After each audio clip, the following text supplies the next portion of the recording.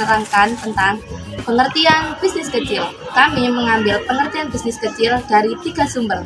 Sumber yang pertama yaitu dari Surat Edaran Bank Indonesia tanggal 29 Mei 1993. Usaha kecil merupakan usaha yang memiliki aset maksimum 600 juta, tidak termasuk tanah dan surat rumah.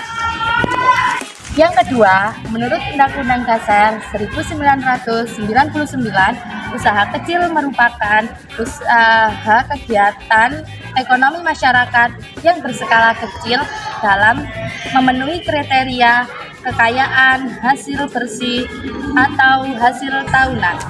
Dan secara umum, bisnis kecil dijalankan skala terbatas, baik dari segi modal, tenaga kerja, maupun cakupan pasar.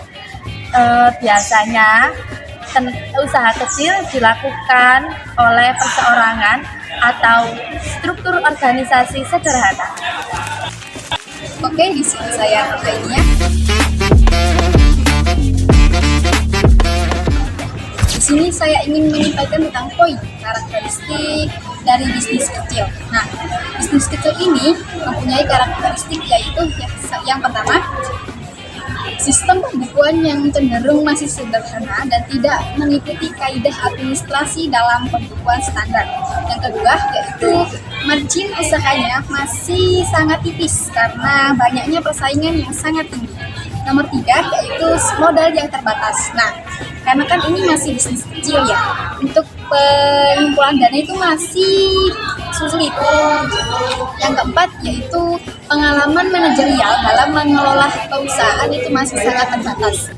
Nah, yang nomor 5 yaitu skala ekonominya masih tergolong kecil. Yang nomor 6 yaitu kemampuan untuk pemasaran dan negosiasinya serta diversifikasi pasar modalnya masih terbatas. Nomor 7 yaitu kemampuan untuk mendapatkan sumber dana dalam pasar modal itu masih terbatas dikarenakan sistem administrasinya masih menggunakan buku. Saya Amelia Putri Abadi ingin menjelaskan tentang permasalahan usaha kecil.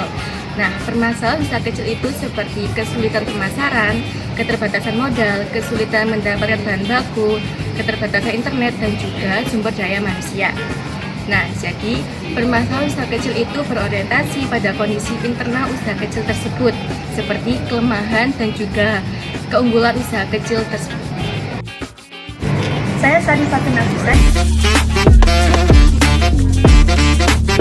Di sini saya akan menjelaskan mengenai usaha kecil menurut saya dan kawan-kawannya pada tahun 1994. Yang pertama yaitu usaha masih bersifat kekeluargaan. Nah, ini itu usaha tersebut masih dipegang kendali penuh oleh satu orang saja. Nah, ini membuat sistem manajemennya itu kurang profesional karena hanya mengandalkan satu keputusan dari satu orang saja.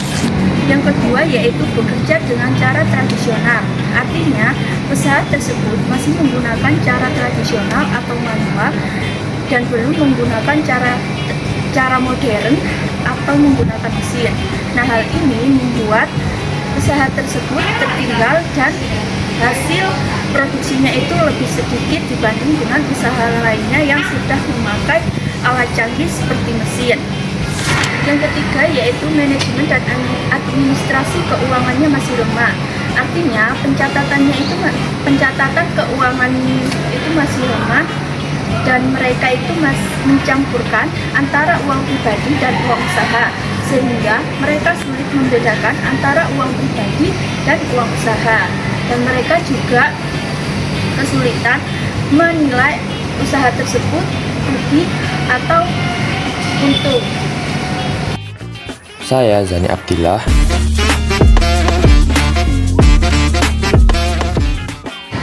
Yang pertama yaitu kegagalan.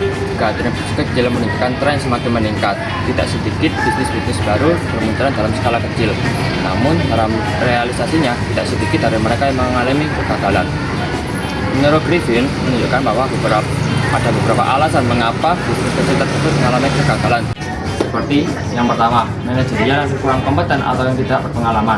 Yang kedua, kurang memberikan perhatian. Yang ketiga, sistem pengawasannya yang lemah. Dan yang keempat, kurangnya modal. Poin berikutnya adalah keberhasilan.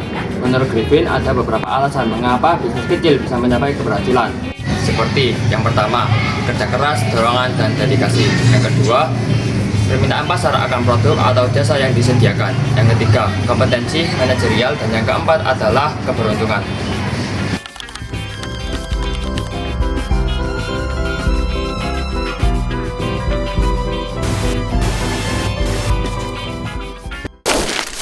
Saatnya sudah akhir sekali. Terima kasih dan jumpa lagi.